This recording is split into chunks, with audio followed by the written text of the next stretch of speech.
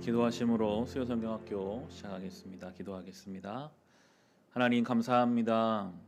이 수요 오전 시간에 주님 앞에 나와 말씀 듣게 하시니 감사합니다. 학생이 학교에서 수업을 듣고 그 지식을 쌓아가듯이 교회를 통해서 우리가 성경 말씀을 듣고 영적인 지식을 쌓아가게 하옵소서. 머릿속에 있는 지식으로 끝나지 않게 하시고 우리가 듣고 배운 말씀이 우리의 가정에서 우리의 교회에서 온전히 삶으로 드러나게 하여 주시옵소서. 이 시간 우리의 좋은 교사가 되어 주시어 성령께서 각 사람의 필요한 말씀을 허락하여 주옵소서. 예수님의 이름으로 기도합니다. 아멘. 찬송가 93장입니다. 예수는 나의 힘이요. 찬송하겠습니다. 우리 힘되시는 주님을 사모하며 찬송의 고백 드리겠습니다. 예수는 나의 힘이요. 예수는 나의 힘이요 내 생명 되시니 구주 예수 떠나 살면 죄 중에 빠지리 눈물이 앞을 가리고 내 맘에 근심 쌓일 때 위로하고 힘주시리 주 예수. 예수는 나의 힘이요 내 친구 되시니 그 은혜를 간구하면 풍성히 받으리 햇빛과 비를 주시니 주수할 곡식 많도다 귀한 열매 주시느니 주 예수.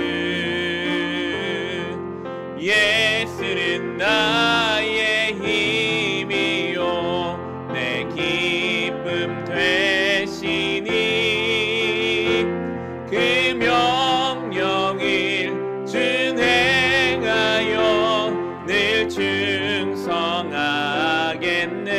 충성하겠네. 주야로 보호하시며 바른 길 가게 하시니 의지하고 따라가리 주 예수. 예수는 나의 힘이요 내 소망 되시니 이 세상을 떠나갈 때 곧 영생 얻으리 한없는 복을 주시고 영원한 기쁨 주시니 나의 생명 나의 기쁨 주 예수. 세상의 유혹 시험이 세상의 유혹 시험이 내게 몰려올 때에 나의 힘으론 그것들 모두 이길 수 없네. 거대한 폭풍 가운데 위축된 나의 영혼 어찌할 바를 몰라 헤매이고 있을 때 주를 찬양 손을 들고 찬양 전쟁은 나에게 속한 것 아니니 주를 찬양 손을 들고 찬양 전쟁은 하나님께 속한 것이니 속임수로 가득 찬 세상에서 어디로 갈지 몰라 머뭇거리고 있네. 공중의 권세 잡은 자 지금도 우리들은 실패와 절망으로 넘어뜨리려 하네. 주를 찬양, 손을 들고 찬양. 전쟁은 나에게 속한 것 아니니. 주를 찬양, 손을 들고 찬양. 전쟁은 하나님께 속한 것이니. 주위를 둘러보면 아무도 없는 듯 믿음의 눈을 들면 보이는 분 계시네. 지금도 내 안에서 역사하고 계시는 사망과 어둠의 권세 물리치신 예수님. 주를 찬양, 손을 들고 찬양. 전쟁은 나에게 속한 것 아니니. 주를 찬양, 손을 들고 찬양. 전쟁은 하나님께 속한 것. 우리 3절 한 번 더 합시다. 주위를 둘러보면, 주위를 둘러보면 아무도 없는 듯 믿음의 눈을 들면 보이는 분 계시네. 지금도 내 안에서 역사하고 계시는 사망과 어둠의 권세 물리치신 예수님. 주를 찬양, 손을 들고 찬양. 전쟁은 나에게 속한 것 아니니. 주를 찬양, 손을 들고 찬양. 전쟁은 하나님께 속한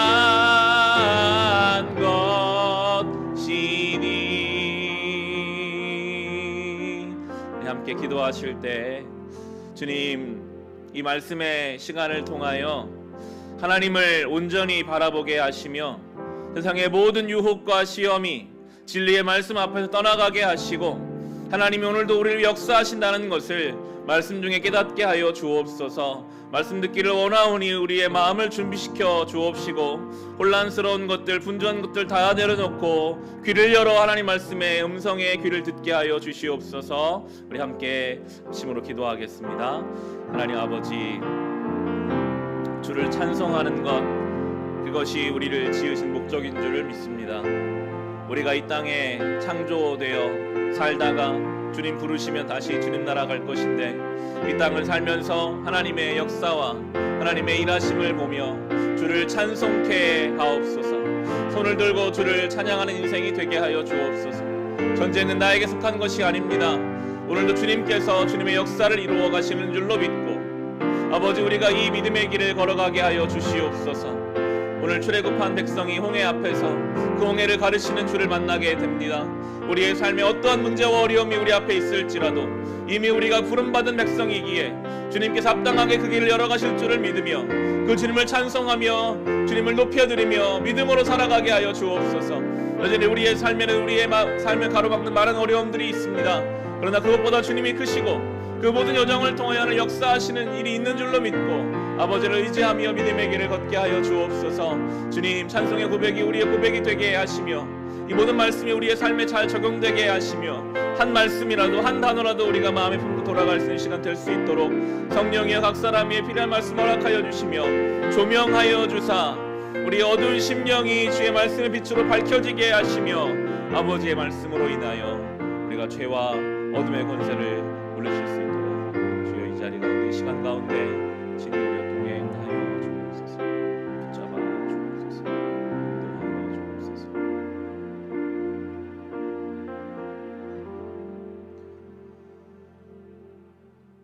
하나님, 이 찬송의 고백이 우리의 고백 되기를 원합니다. 전쟁은 나에게 속한 것이 아니라 하나님께 속한 것인 줄로 믿고 하나님을 의지하며 맡겨진 삶을 살아가게 하옵소서. 오늘 말씀을 나눕니다. 홍해 앞에 선 이스라엘 백성이 어려움 가운데 있었지만 하나님께서 그들을 구원하셨습니다. 이 놀라운 광경을 우리의 삶에도 적용하게 하시고 이 말씀이 각 사람에게 필요한 말씀으로 허락되게 하여 주옵소서. 예수님의 이름으로 기도합니다. 아멘.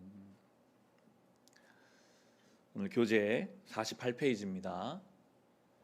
구약 2권의 네 번째 시간, 오늘 홍해를 가르심, 찬양 받으실 이유라는 제목으로 말씀 함께 나누겠습니다. 48페이지입니다.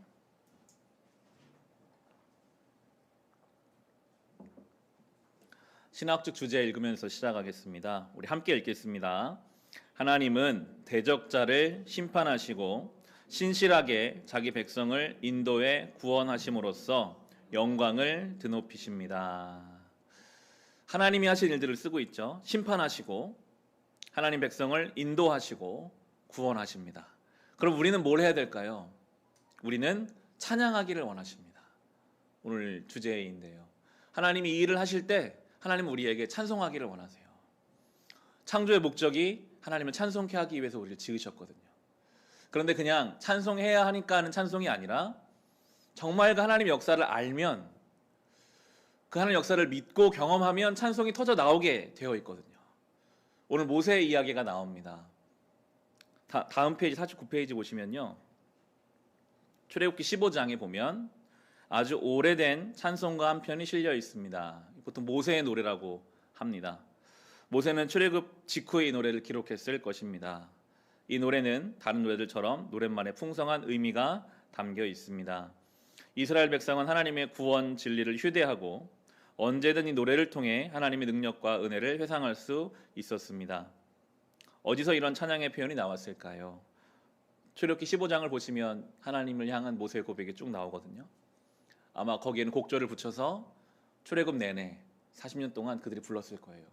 하나님을 찬송합니다. 하나님이 저 대적자의 손에서 우리를 구원하셨습니다. 찬송은 그런 거거든요.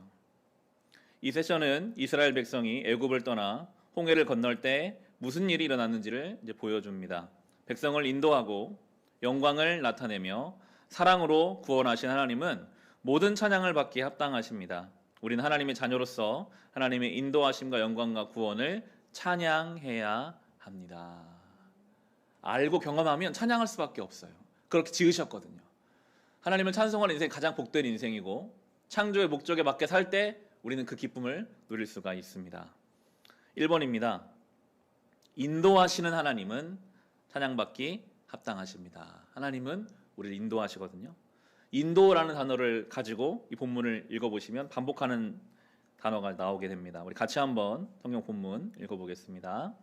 바로가 백성을 보낸 후에 블레셋 사람의 땅의 길은 가까울지라도 하나님이 그들을 그 길로 인도하지 아니하셨으니 이는 하나님 말씀하시기를 이 백성이 전쟁을 하게 되면 마음을 돌이켜 애굽으로 돌아갈까 하셨음이라. 그러므로 하나님이 홍해의 광야길로 돌려 백성을 인도하심에 이스라엘 자손이 애굽 땅에서 대열을 지어 나올 때에 모세가 요셉의 유고를 가졌으니 이는 요셉이 이스라엘 자손으로 단단히 맹세하게 하여 이르기를 하나님이 반드시 너희를 찾아오시리니 너희는 내 유고를 여기서 가지고 나가라 하였음이더라. 그들이 숫곳을 떠나서 광야 끝 에담에 장막을 치니 여호와께서 그들 앞에서 가시며 낮에는 구름 기둥으로 그들의 길을 인도하시고 밤에는 불 기둥을 그들에게 비추사 낮이나 밤이나 진행하게 하시니 낮에는 구름 기둥 밤에는 불 기둥이 백성 앞에서 떠나지 아니하니라. 아멘. 이스라엘이 지름길인 바닷길로 출애굽하지 않은 것에 주목하십시오. 그 길로 가면 2주도 안 되는 길이었거든요. 그만큼 빠른 길이었지만 최선의 길은 아닙니다. 곳곳에 적들이 포진해 있는데 이스라엘은 아직 싸울 준비가 되어 있지 않기 때문입니다. 하나님은 우리를 빠른 길로만 인도하시지는 않습니다. 우리의 상태를 잘 아시고 가장 좋은 길로 인도하시죠. 게다가 하나님 인도하시는 길은 결코 쉽지 않았습니다. 출발한 지 얼마 되지 않아서 홍해가 앞에 가로막고 뒤에는 바로의 군대가 이제 끼게 되는 이 어려운 상황을 맞게 되죠. 하나님은 이 여정에서 이스라엘에게 여러 가지를 가르치실 계획입니다.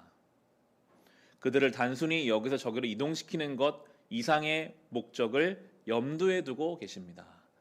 하나님의 인도하심에는 계획이 있고 하나님의 뜻이 있거든요. 대적을 만나게 하시는 것도, 홍해를 만나게 하시는 것도, 먼 길을 돌아가게 하시는 것도 그냥 단순히 이동시키려는 것이 아니라 그 여정을 통해 하나님 백성을 만드시기 위한 하나님 방법이잖아요. 이 인생 여정이라고 우리에게도 이제 적용하게 되는데요. 근데 여정이 힘들어지면 이스라엘은 하나님을 수없이 의심합니다. 잘못 가는 거 아니냐? 하나님 없는 거 아니냐?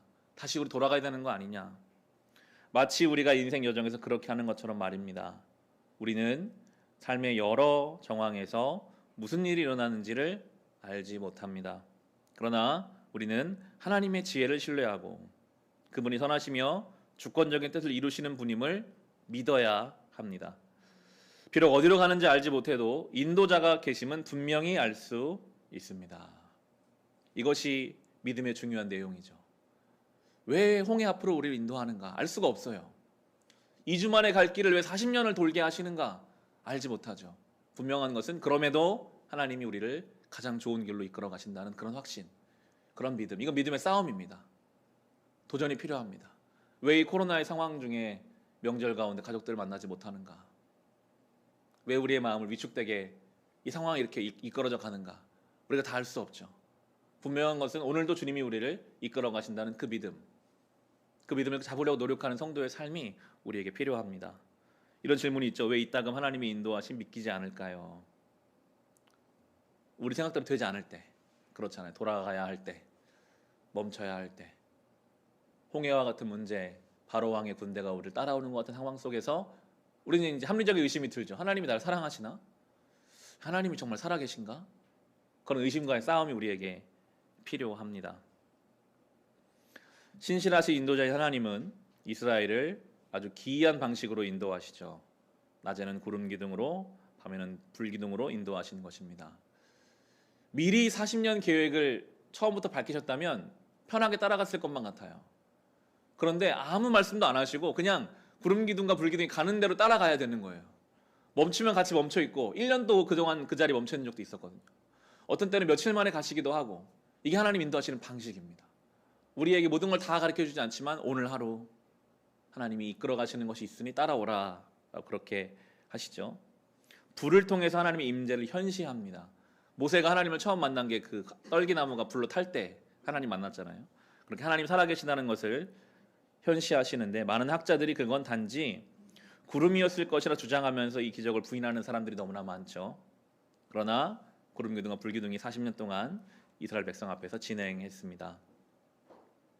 추운 밤, 깜깜한 밤에는 불로 따뜻하고 밝게, 더운 낮에는 구름 기둥으로 시원하게 그들을 인도하신 거죠.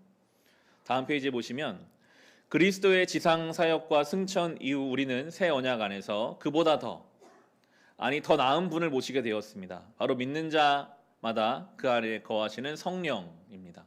우리는 구름 기둥과 불 기둥과는 비교할 수 없는 성령의 인도하심을 받죠. 바울은 여러 곳에서 믿는 자들을 성령의 거처로 언급했습니다. 골로새서에서 그분은 새 언약에 관해 모세 이렇게 말했습니다. 너희 안에 계신 그리스도시니 곧 영광의 소망이니라. 우리 안에 계신다. 우리 앞서가시는 것 정도가 아니라 우리 안에서 성령이 우리를 인도하신다. 성경 그렇게 말하고 있습니다. 그리스도께서 성령으로 믿는 자 가운데 우리 가운데 계십니다. 이것은 유대이든지 이방인이든지 마찬가지입니다. 그리스도께서는 회막이나 성전이 아닌 믿는 자 안에 거하시는데 믿는 자가 곧 하나님의 거처요 성전이죠. 예수님은 승천 후에 성령을 보내실 것을 언급하시면서 말씀하셨습니다. 그는 성령은 너희와 함께 거하심이요 또 너희 속에 계시겠음이라. 믿는 자라면 인생 여정에서 자신이 혼자가 아님을 알아야 합니다.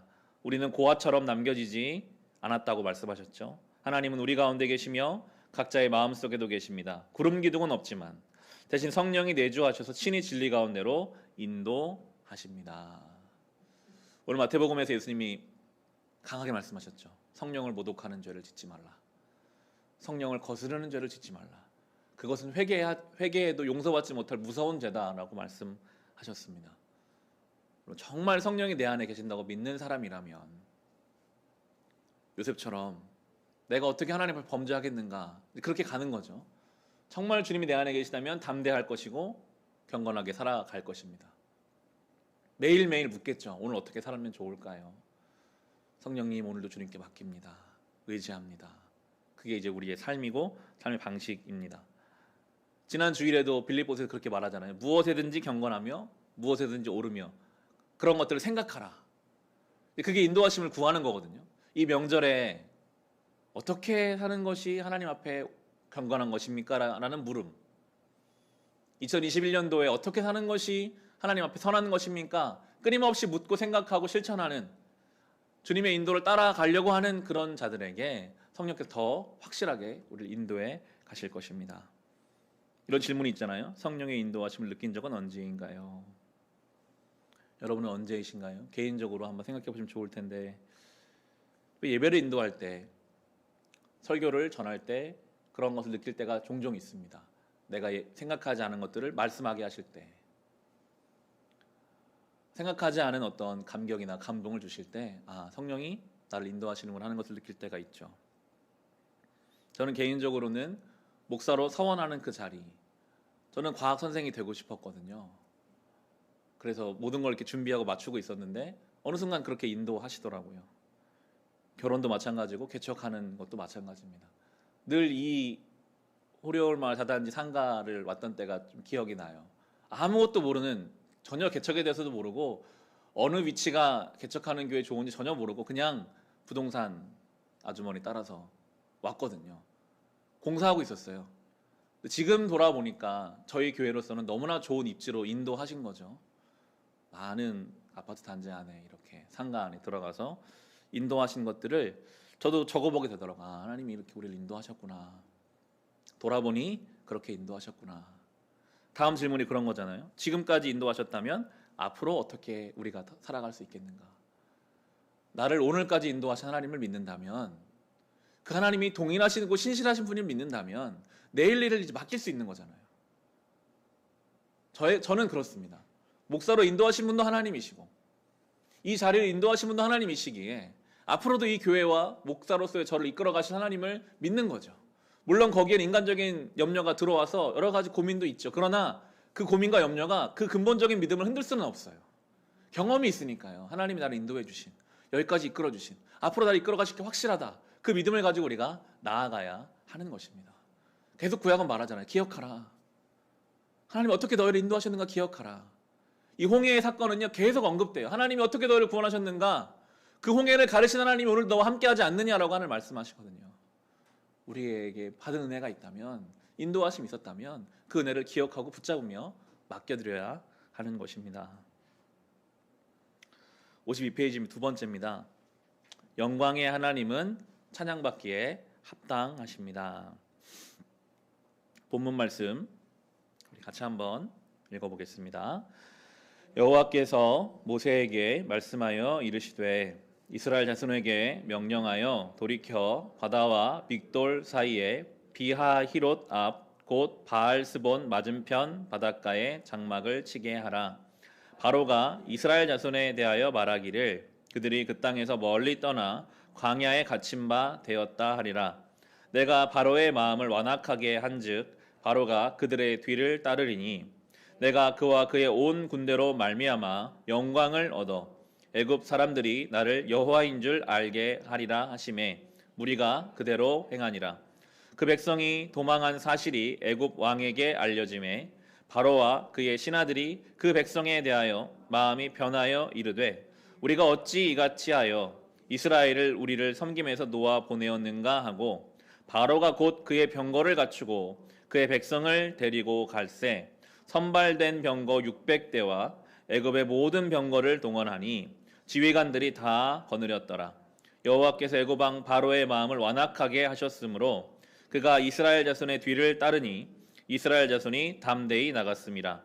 애굽 사람들과 바로의 말들 병거들과 그 마병과 그 군대가 그들의 뒤를 따라 바알스본 맞은편 비아히롯 곁 해변 그들이 장막 침대에 미치니라. 바로가 가까이 올 때에 이스라엘 자손이 눈을 들어 본즉 애굽 사람들이 자기들의 뒤를 이른지라. 이스라엘 자손이 심히 두려워하여 여호와께 부르짖고 그들이 또 모세에게 이르되 애굽에 매장지가 없어서 당신이 우리를 이끌어내어 이 광야에서 죽게 하느냐? 어찌하여 당신이 우리를 애굽에서 이끌어내어 우리에게 이같이 하느냐? 우리가 애굽에서 당신에게 이른 말이 이것이 아니냐? 이르기를 우리를 내버려 두라. 우리가 애굽 사람들을 섬길 것이라 하지 아니하더냐? 애굽 사람을 섬기는 것이 광야에서 죽는 것보다 낫겠노라. 모세가 백성에게 이르되 너희는 두려워하지 말고 가만히 서서 여호와께서 오늘 너희를 위하여 행하시는 구원을 보라. 너희가 오늘 본 애굽 사람을 영원히 다시 보지 아니하리라. 여호와께서 너희를 위하여 싸우시리니 너희는 가만히 있을지니라. 아멘. 위급한 상황으로 이스라엘 백성이 이제 몰아져 갑니다. 은혜롭게 나왔는데 앞에는 홍해가 가로막고 있고 뒤에서는 병거를 끌고 막 흉흉하게 군사들이 몰려오는 거예요. 불평불만이 터져 나오죠. 모세를 잡고 막 원망합니다. 왜 우리를 데리고 나와가지고 지금 여기서 죽게 하느냐. 그냥 우리가 거기 살자고 하지 않았느냐. 여러분 똑같은 그 6월절을 경험하고 똑같은 하나님의 은혜를 받고 왔는데 상황의 변화에 따라서 불평불만하는 백성들이 있고 모세는 뭐라고 합니까? 가만히 서서 오늘 여호와의 구원을 너희가 보라. 저 대적들이 다 여호와 앞에 심판당할 것이다. 똑같은 일을 겪고 똑같은 은혜를 받아도 누구는 믿음이 흔들리지만 누군가는 하나님 앞에 당당히 서는 사람이 있거든요. 본문이 이렇습니다. 하나님이 하시는 것만 아니라면 이 전략은 말도 안 된다고 할 만합니다. 하나님은 애굽으로부터 벗어나 행진 중이던 이스라엘에게 다시 돌아가서 바다와 사막 사이에 장막을 치라고 명령하셨습니다. 바로가 추격해오면 그들은 꼼짝없이 갇힐 것입니다. 이 이야기의 계속됨에 따라 우리는 바로가 하나님 백성을 얼마나 끈질기게 뒤쫓는지를 보게 됩니다. 세상은 우리를 아주 끈질기게 포기하지 않고 괴롭힐 거예요. 하나님 말씀하신 그대로죠. 바로는 자기가 좋은 전략을 펼치고 있다고 생각했겠지요. 하지만 실제로는 하나님의 계획대로 흘러가고 있었습니다. 이스라엘을 추격할 때 아마 가장 좋은 전차를 동원했을 것입니다. 사용 가능한 모든 군사적 이점을 활용했을 것입니다. 바로는 이스라엘이 패배해서 다시 노예로 전락할 것을 확신했을 것입니다. 바로는 전투가 시작되기도 전에 승전가를 불렀을 것입니다. 하지만 그 예상은 완전히 틀렸습니다. 아무리 세상이 지혜를 가지고 교회와 성도를 공격한다 할지라도 결국에 하나님의 살아계심이 더 확실하게 드러나게 될 것이거든요. 10절에 의하면 이스라엘 백성은 다 두려워하죠. 놀랄 일도 아니었습니다. 그들은 최정의 군사들이었습니다. 이른바 대량 살상 무기도 가지고 있었습니다. 하지만 진짜 문제가 뭘까요? 이스라엘이 그들을 그곳으로 인도하신 분이 하나님이라는 사실을 잊고 있었다는 것입니다. 모세가 데리고 온 줄 알아요. 모세에게 원망합니다. 사람을 보고 환경을 보니까 하나님의 인도하심을 잊어버려요. 모세가 그들을 일깨우죠. 하나님을 보라. 이게 우리에게 너무나 중요한 거거든요. 하나님의 인도하심 속에서 상황 급변함 속에서 우리는 가만히 서서 하나님 일하심 볼 수 있는 그 시간이 필요해요. 예배의 시간이 그런 시간이죠. 돌아보니 서서 보니 하나님의 인도하심이 있고 앞으로 인도하실 것을 보게 하는 것. 그것이 필요한 작업인데요. 이스라엘은 불평하기 시작합니다. 모세가 겁에 질려 불평해대는 백성에게 말합니다. 너희는 두려워하지 말고 가만히 서서 여호와께서 오늘 너희를 위하여 행하시는 구원을 보라. 너희가 오늘 본 애굽 사람을 영원히 다시 보지 아니하리라. 여호와께서 너희를 위하여 싸우시니 너희는 가만히 있을지니라. 이런 전략을 본 적이 있습니까? 가만히 서 있으라니요. 하나님이 대신 싸우신다니요. 그러나 이것이 가장 확실하고 위대한 전략이죠. 두려워 말라. 전쟁은 내 몫이 아니다. 가만히 서서 하나님의 구원을 보라. 우리가 할 일은요, 하나님이 주신 자리에 서 있는 겁니다. 도망가지 않고 서 있는 거. 그게 우리가 할 일이에요. 그리고 하나님을 믿고 바라보는 거. 하나님이 대적들을 이제 이기시죠. 방법이 안 보여요. 그러나 너는 서 있어라. 하나님의 일하심을 봐라. 그게 오늘 우리에게 하시는 말씀이죠. 오늘 우리에게 살게 하신 자리가 있잖아요. 때로는 길이 안 보입니다. 어떻게 될까? 그러나 그것을 주님께 맡기고 그 자리에 서 있는 것. 하나님 믿고 의지하는 것. 그것이 성도의 할 일이죠. 두 질문이 있습니다. 이스라엘 백성의 불평은 우리의 마음 어떻게 들여다보게 합니까? 이게 우리의 마음이잖아요. 은혜 받고 살다가도 어려움이 닥치면 불평, 불만과 의심이 생기죠. 아주 자연스러운 우리의 마음입니다. 이미 구원을 경험했지만 우리 안에 여러 가지 후회, 현실에 대한 대안 없는 부정. 이스라엘 백성들이 지금 하는 것은 대안이 아니에요. 그냥 원망이고 불평이죠. 그냥 원래로도 돌아가고 싶다. 다 그만하고 싶다. 그런 마음들이 우리 안에 올라오는데 성경은 가만히 서서 하나님을 보라 말씀하십니다. 이제 하나님 일하시는 게 세 번째인데요. 구원의 하나님은 찬양받기에 합당하십니다. 본문을 읽어볼 텐데 머릿속으로 한번 그려보시면 모세는 그냥 손을 내밀었을 뿐인데 이제 하나님이 바람을 가지고 벽을 세웠다고 하거든요. 물이 벽이 돼서 그들이 지나갈 수 있게 이렇게 하셨습니다. 본문 말씀 우리 홍해를 건너는 이스라엘 백성들을 한번 머리로 상상하시면서 같이 읽어보겠습니다. 모세가 바다 위로 손을 내밀매 여호와께서 큰 동풍이 밤새도록 바닷물을 물러가게 하시니 물이 갈라져 바다가 마른 땅이 된지라.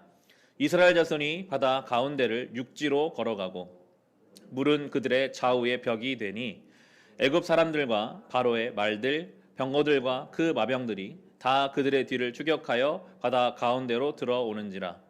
새벽에 여호와께서 불과 구름 기둥 가운데서 애굽 군대를 보시고 애굽 군대를 어지럽게 하시며 그들의 병거 바퀴를 벗겨서 달리기가 어렵게 하시니 애굽 사람들이 이르되 이스라엘 앞에서 우리가 도망하자.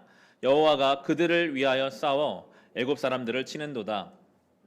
여호와께서 모세에게 이르시되 내 손을 바다 위로 내밀어 물이 애굽 사람들과 그들의 병거들과 마병들 위에 다시 흐르게 하라 하시니 모세가 곧 손을 바다 위로 내밀매 새벽이 되어 바다의 힘이 회복된지라. 애굽 사람들이 물을 거슬러 도망하나 여호와께서 애굽 사람들을 바다 가운데 엎으시니 물이 다시 흘러 병거들과 기병들을 덮되 그들의 뒤를 따라 바다에 들어간 바로의 군대를 다 덮으니 하나도 남지 아니하였더라. 그러나 이스라엘 자손은 바다 가운데를 육지로 행하였고 물이 좌우의 벽이 되었더라. 그날에 여호와께서 이같이 이스라엘을 애굽 사람의 손에서 구원하심에 이스라엘이 바닷가에서 애굽 사람들이 죽어 있는 것을 보았더라. 이스라엘의 여호와께서 애굽 사람들에게 행하신 그 큰 능력을 보았으므로 백성이 여호와를 경외하며 여호와와 그의 종 모세를 믿었더라. 아멘. 그들을 가로막고 있던 가장 큰 문제가 홍해가 오히려 그 문제를 해결하는 방책이 되었습니다. 누군가에게는 생명의 길이지만 누군가에게는 또 심판의 길이 되는 것이죠. 놀랍게 하나님이 일하십니다. 하나님의 구원이 바다가 갈라짐으로써 분명히 드러납니다. 그 결과 이스라엘은 안전한 곳까지 걸어갈 수 있었습니다. 그들이 바다를 건너자 모세는 지팡이를 뻗어 물이 애굽 사람들과 그들의 병거 위를 뒤덮게 했습니다. 완전 소탕입니다. 동이 트자 이스라엘은 하나님의 승리를 볼 수 있었습니다. 물이 다시 드러난 땅을 덮고 애굽 사람들은 전부 삼켜버린 것입니다. 많은 걸 생각했을 거예요. 그들이 두려워할 대상이 하나님인 것을 알았을 것입니다. 그렇게 두려워하던 군인들이 하나님의 심판 아래 죽는 것을 보면서 우리 하나님, 살아계신 하나님, 나도 하나님을 두려워하며 살아야 하겠구나. 많은 것들을 가르치시는 그런 날이었죠. 30절, 31절의 심판과 구원의 현실이 분명히 드러납니다. 시신들이 해변으로 쏠려온 모습을 상상해 보십시오. 거룩하신 하나님 앞에 회개할 줄 모르던 사람들의 끔찍한 최후입니다. 믿음을 거절한 사람들은 심판의 물에서 죽음을 맞았습니다. 반면 믿는 자들은 심판의 물에서 구원을 받고 행복해 합니다. 그들은 믿음을 통해 은혜로서 반대편으로 인도된 것입니다. 노아의 홍수도 마찬가지고 계속 하나님은 그렇게 심판 가운데 구원을 우리에게 말씀하고 계시죠. 다음 페이지입니다. 출애굽의 이야기는 구원받은 그리스도의 삶에 어떤 일이 일어났는가 세 가지로 이제 보여주는데요. 우리는 무엇으로부터 구원받았습니까? 속박으로부터 구원받았습니다. 우리는 어딘가에 매여 있었는데 그 속박을 이제 풀어주신 거죠. 이스라엘 백성은 노예 상태에서 해방되었습니다. 이것은 구원의 예시입니다. 그러나 문제가 있습니다. 육체적으로는 그들이 출애굽했지만 마음은 여전히 애굽에 매여 있었던 것입니다. 무슨 문제만 생기면 돌아가자는 이야기가 이제 나오거든요. 이 이야기는 우리와도 관련이 있습니다. 하나님은 우리도 속박에서 구원해 주셨습니다. 하지만 속박은 다양한 양상을 보입니다. 객관적으로 우리는 예수님을 통해 정죄에서 놓여 자유를 얻었습니다. 징벌도 없습니다. 우리는 객관적으로 유죄 판결을 받았으나 예수님을 통해 풀려났습니다. 그런데도 주관적으로는 여전히 애굽으로 돌아가려는 문제로 고심합니다. 노예가 아님에도 불구하고 노예처럼 살려고 합니다. 진리는 자유를 주시는데 우리가 자유롭지 못할 때가 많거든요. 염려와 근심에 매이고 미움에 매이고 미래에 대한 염려에 매여서 이스라엘 백성과 별반 다르지 않게 이미 자유를 주셨는데 그 자유를 주시기 위해 예수가 죽으셨는데 우리는 이전 삶에 매여 있을 때가 있습니다. 완전히 풀려나기 위하여 늘 자유 안에 우리를 볼 수 있어야 하겠고요. 두 번째로 우리는 어떻게 구원받았습니까? 은혜로 구원받습니다. 출애굽기 14장 13, 14절을 보면 모세는 그냥 한 게 없어요. 그렇게 말하죠. 너희는 가만히 서서 여호와께서 오늘 너희를 위하여 행하시는 구원을 보라. 여호와께서 너희를 위하여 싸우실 것이다. 은혜의 원리가 이보다 더 분명할 수는 없습니다. 구원은 우리가 한 게 없고 예수 안에서 우리를 위해 하나님 행하신 것만 있습니다. 이게 은혜로 받는 구원이죠. 이스라엘 백성은 그냥 믿음으로 따라갔을 뿐입니다. 이게 구원의 역사죠. 마지막으로 우리가 구원받을 수 있는 이유는 무엇입니까? 중보자가 있었기 때문입니다. 이 출애굽에서는 모세라는 중보자가 있었습니다. 모세의 역할을 생각해 보십시오. 그는 한편으로는 이스라엘 백성 쪽에 있고 다른 한편은 하나님 쪽에 양쪽 역할을 감당했습니다. 이스라엘 백성을 너무 아낀 나머지 그들의 죄를 짊어지기까지 합니다. 출애굽기 14장 15절에서 모세는 이스라엘 죄 때문에 정죄를 받았습니다. 하나님 모세에게 내가 어찌하여 내게 부르짖느냐라고 하셨습니다. 그가 부르짖었다는 진술이 없는데도 질책을 받은 것입니다. 그런가 하면 하나님의 능력이 그를 통해 역사할 정도로 하나님 편에 서 있기도 합니다. 이거 중재입니다. 모세는 중간에선 중재자였습니다. 그러나 모세보다 더 훌륭한 중보자가 있으니 바로 예수 그리스도이십니다. 그분은 모세와는 비교할 수 없죠. 모세는 흠이 많았으니까요. 예수님은 정죄받은 적이 한 번도 없으시면서도 중보자로서 우리의 모든 죄를 짊어지고 하나님의 진노를 받으셨습니다. 게다가 이 중보자는 하나님 자신, 하나님 본체시죠. 예수님은 우리가 하나님께 닿을 수 있는 유일한 길이요 중보자이십니다. 예수의 이름으로 우리가 기도할 수 있고요. 예수의 이름으로 나사렛 예수의 이름으로 모든 우리의 병마가 떠나기를 우리가 기도하고 어둠이 물러가기를 우리가 기도할 수 있는 것입니다. 그래서 이 질문에 자신의 공로를 주장하기보다 하나님의 구원에 감사하며 모든 영광과 찬송 올려드리는 것이 왜 중요할까요? 내가 한 게 없고 예수로 이 일이 되었다는 것을 믿고 붙잡을수록 더 그 은혜가 커지고 더 온전히 찬양할 수 있게 되고 내 공로가 없다는 것을 깨닫게 되며 겸손하게 되며 우리가 안전하게 되는 것입니다. 결론입니다. 출애굽기 15장에서 하나님 백성이 노래합니다. 이것은 선하며 옳은 일입니다. 구원받은 백성은 찬양하는 백성이 될 수밖에 없습니다. 이스라엘 백성은 전심을 다해 구원을 찬양했습니다. 그런데 예수님을 통해 그보다 더 큰 구원을 받은 우리는 어떻게 해야 하겠습니까? 귀하게 여기는 대상은 찬양하기 마련입니다. 당신은 구원의 하나님을 귀하게 여기고 있습니까? 또한 소중히 여기는 대상은 칭찬하기 마련입니다. 주님이 소중하지 않습니까? 무엇도 하나님께 비할 수 없습니다. 우리의 삶에 필요가 있죠. 간구해야 될 내용들이 있습니다. 그러나 우리는 기본적으로 구원의 은혜를 감사하며 찬양해야 합니다. 그게 우리의 삶에 큰 비중을 차지해야 돼요. 어려운 일이지만 늘 그 구원의 은혜 속에 사는 사람은 정말 감격이 있고 감사가 있고 넉넉함이 있고 은혜가 이제 있는 것이니까요. 마정패 적용입니다. 하나님은 구원과 심판의 영광을 찬양하라고 우리를 부르셨습니다. 세상 사람들이 우리를 보고 주님을 찬양할 수밖에 없게 하시려고 말입니다. 하나님의 인도하심을 따라 믿음으로 걸어갈 때 무엇을 배울 수 있습니까? 하나님이 정말 인도하시는구나 하는 것을 배울 수 있죠. 홍해가 갈라질 걸 누가 생각했을까요? 아무도 생각조차 못한 방법으로 하나님이 그 문제를 풀어가세요. 하나님의 아들이 이 땅에 오셔서 나를 위해 대신 위해 죽는다. 누가 그런 방법을 생각할 수 있을까요? 그런데 하나님은 그렇게 일을 이루어 가시니까요.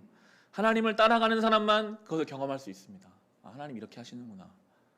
나를 사랑하시는구나. 나를 지켜주시는구나 하는 것을 경험할 수 있죠. 두 번째로, 하나님의 목적을 이해하기 어려운 상황에서 어떻게 하면 말씀에 순종해 하나님께 영광을 돌릴 수 있을까요? 우리는 이해가 아니라 믿음으로 사는 사람들이죠. 이해돼야만 한 걸음을 걸어가는 것이 우리의 모습이지만 우리는 믿음으로 걸어가기를 노력하고 힘쓸 때 위대한 발걸음을 우리가 따라가게 될 것입니다. 마지막으로, 예수 그리스도를 믿는 믿음을 통해 죄와 심판으로부터 구원해 주신 하나님을 어떻게 찬양할지 써보세요. 예수님에 대한 믿음을 누가 나눌 수 있습니까? 찬양할 수 있는 성도, 어려운 중에도 받은 구원의 은혜를 감사할 수 있는 그러한 성도, 그 사람의 말과 행동을 통해 자연스럽게 주변 사람들에게 예수님은 증거되게 될 것입니다. 주님을 찬양하는, 오늘 시간을 내셔서 모세의 찬송인 출애굽기 15장을 한번 읽어보시면 그 구원받은 자의 찬송이 나오거든요. 그렇게 주님을 찬송할 수 있는 저와 여러분 될 수 있기를 주님의 이름으로 축원합니다. 우리 앞서 불렀던 찬송 세상의 유혹 시험이 찬송할 때 후렴 가사가 있죠. 전쟁은 나에게 속하는 것이 아니라 하나님께 속하는 것이니 라는 고백을 좀 드리면서 기도로 마치겠습니다.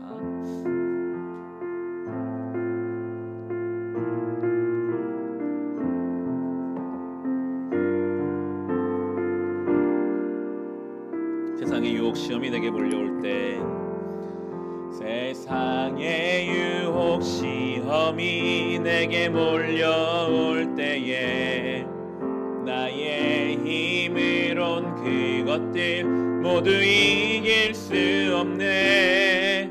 거대한 폭풍 가운데 위축된 나의 영혼, 어찌할 바를 몰라 헤매이고 있을 때 주를 찬양,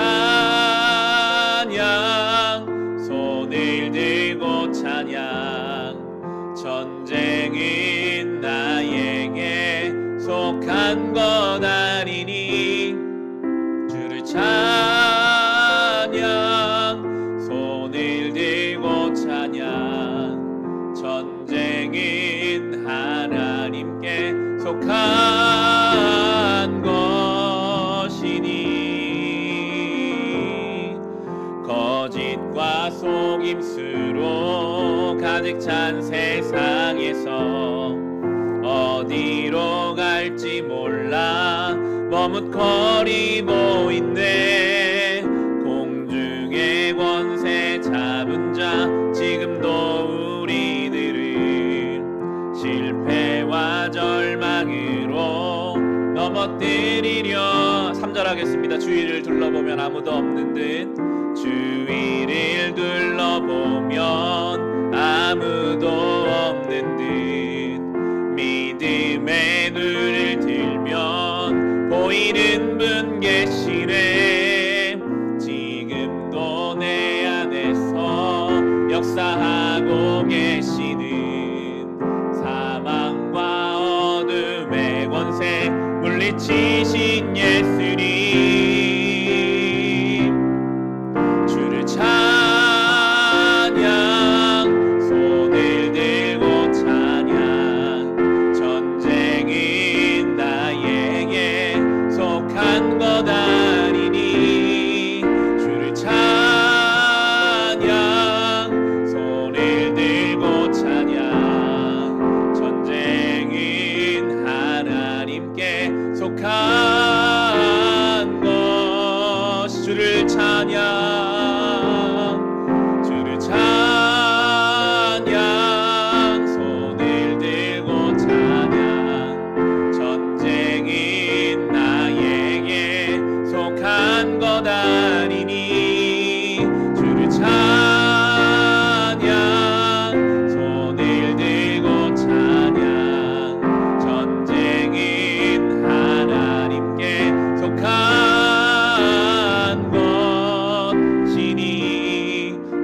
받은 말씀을 가지고 기도하실 때 하나님 무엇보다 구원의 감격을 가지고 평생토록 주를 찬양하는 성도가 되게 하시며 전쟁이 하나님께 속한 것이기에 가만히 서서 하나님의 구원을 볼 수 있는 우리가 되게 하여 주시옵소서. 받은 말씀으로 개인의 기도 제목으로 우리 함께 기도하겠습니다. 하나님 아버지, 얼마나 귀한 믿음의 고백인지요. 너희는 가만히 서서 오늘 하나님 너희 가운데 행하실 구원을 보라. 여호와께 너희를 대신하여 싸우실 것이라 모세의 말을 기억합니다. 이제 우리도 전쟁이 나에게 속한 것이 아니라 하나님께 속한 것인 줄로 믿고 주를 찬송하며 손을 들고 주를 높이며 하나님을 의지하며 살아가게 하여 주옵소서. 여전히 우리의 인생에는 눈앞을 가로막는 홍해와 같은 문제가 있고 우리의 뒤를 따라오는 바로왕의 군대와 같은 어려움들도 있습니다. 어찌할 바를 몰라 헤매이고 있는 그때에 주님께서 우리를 대신하여 싸우시며 우리를 구원하신 주님이 우리를 가장 합당한 길로 인도하여 주시는 것을 믿으며 경험하며 살아가게 하옵소서. 주를 찬송하는 인생이 되기를 원합니다. 염려하고 근심하는 인생 되지 않게 하시고 하나님을 찬송하며 구원의 감격으로 감사로 아버지 앞에서 늘 주를 찬송하며 주신 것에 감사하며 살아가는 인생이 되게 하여 주옵소서. 우리의 생명이 되어주신 주님, 우리를 위해 십자가에 죽으신 주님, 아버지 우리 주님께 주시는 놀라운 은혜와 사랑을 늘 찬송하며 감사하며 주를 높여드리며 살아갈 수 있는 주여 우리가 되게 하여 주시옵소서. 주님, 우리 안에 우리 교회 안에 이 구원의 감격이 끊어지지 않게 하시고 늘 십자가의 감격 속에서 감사와 찬송으로 주를 높이며 살아갈 수 있는 그 믿음 우리 가운데 주십시오. 지금까지 인도하신 주님께서 앞으로도 우리를 인도해 가실 것입니다. 이 놀라운 사랑과 은혜를 살아갈 수 있도록 주십시오.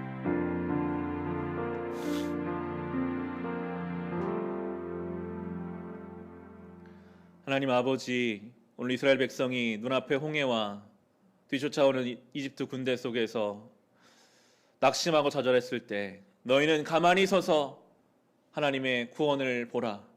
여호와께서 너희를 대신하여 싸우실 것이다. 모세가 외치는 그 외침을 주여 우리도 붙잡기를 원합니다. 여전히 우리의 삶에는 눈앞에 홍해와 같은 문제가 있고 뒤쫓아오는 이집트 군대와 같은 어려움도 있습니다. 그러나 주님, 여기까지 우리를 인도하신 주님께서 앞으로도 우리를 인도하실 것이기에 그 주님을 믿고 주님을 바라며 나를 살게 하신 그 자리에 서서 믿음으로 하나님을 만나고 경험하며 살아가게 하옵소서.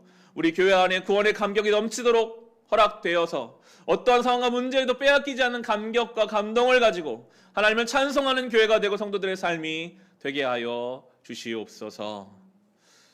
지금은 우리 주 예수 그리스도의 은혜와 하나님 우리 아버지의 크신 사랑하심과 성령님의 우리와 동행하심이 여기 모인 우리 모두 위에, 우리의 가정 위에, 우리의 교회 위에, 이 나라 이 민족 가운데 함께 하여 주시기를 간절히 축원하옵나이다. 아멘.